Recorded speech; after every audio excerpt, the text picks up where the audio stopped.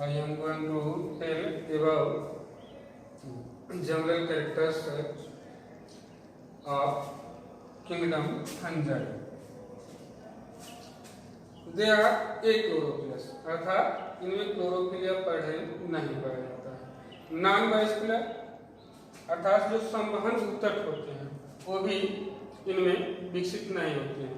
And थाइलोफाइट, thallus का अर्थ होता है सुकाय, अर्थात ऐसे पौधे जिनमें जड़, तना एवं पत्ती के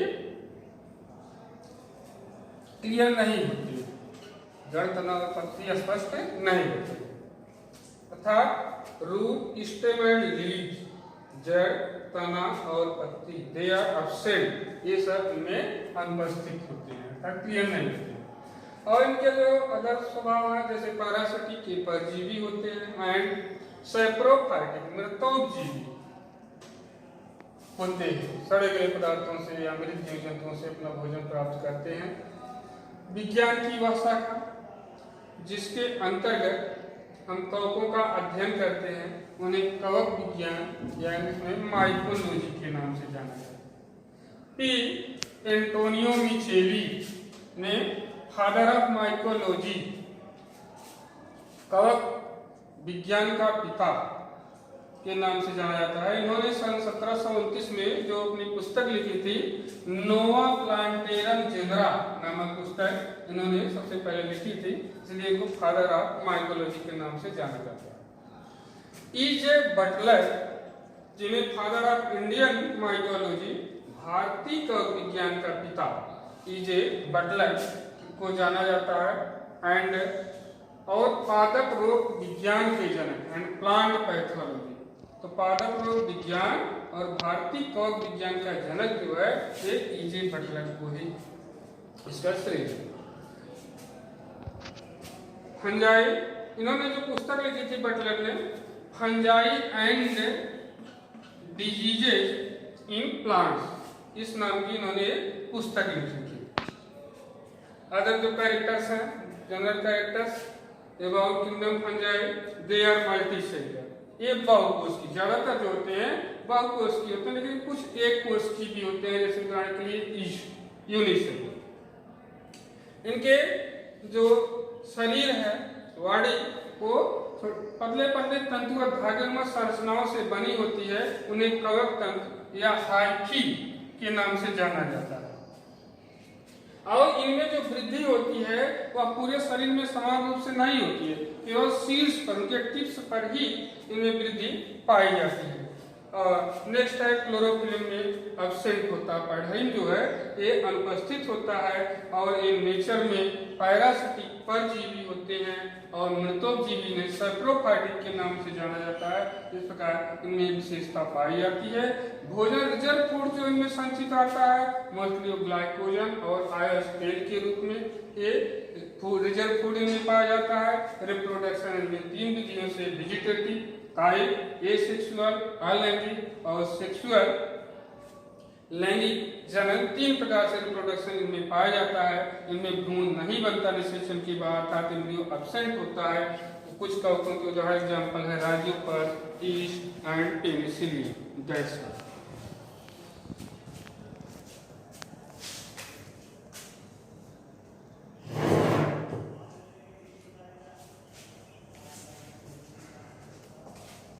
I am going to tell about general characters of kingdom fungi. They are achlorophyllous, अर्थात इनमें क्लोरोफिल पढ़े नहीं पाया जाता है। नॉन वास्कुलर अर्थात जो संवहन ऊतक होते हैं वो भी इनमें विकसित नहीं होते हैं। एंड थाइलोफाइट, थाइलस का अर्थ होता है सुकाय, अर्थात ऐसे पौधे जिनमें जड़, तना एवं पत्ती के क्लियर नहीं होती, जड़, तना और पत्ती स्पष्ट नहीं होती, अर्थात रूट, स्टेम एंड लीव्स, जड़, तना और पत्ती, दे आर एब्सेंट, ये सब इनमें अनुपस्थित होते हैं, अर्थात क्लियर नहीं होते। और इनके जो अदर स्वभाव है जैसे पैरासिटिक के परजीवी होते हैं एंड सैप्रोफाइटिक मृतोपजीवी होते हैं, सड़े गले पदार्थों से या मृत जीव जंतुओं से अपना भोजन प्राप्त करते हैं। विज्ञान की वह शाखा जिसके अंतर्गत हम कवकों का अध्ययन करते हैं उन्हें कवक विज्ञान यानी माइकोलॉजी के नाम से जाना जाता है। पी एंटोनियो मिचेली ने फादर ऑफ माइकोलॉजी, कवक विज्ञान का पिता के नाम से जाना जाता है। इन्होंने सन 1729 में जो अपनी पुस्तक लिखी थी नोवा प्लांटेरम जेनरा नामक पुस्तक इन्होंने सबसे पहले लिखी थी, इसलिए इनको फादर ऑफ माइकोलॉजी के नाम से जाना जाता है। E.J. बटलर जिन्हें फादर ऑफ इंडियन माइकोलॉजी, भारतीय कवक विज्ञान का पिता E.J. बटलर को जाना जाता है एंड और पादप रोग विज्ञान के जनक एंड प्लांट पैथोलॉजी। तो पादप रोग विज्ञान और भारतीय कवक विज्ञान का जनक जो है ये E.J. बटलर को ही इसका श्रेय।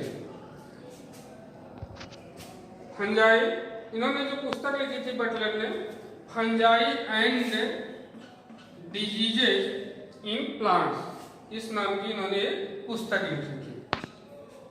अदर जो कैरेक्टर्स हैं, general characters about kingdom fungi, they are multicellular, ये बहुकोषी ज्यादातर जो होते हैं बहुकोषी होते हैं, लेकिन कुछ एक कोषी भी होते हैं, जैसे उदाहरण के लिए यूनिसेलुलर।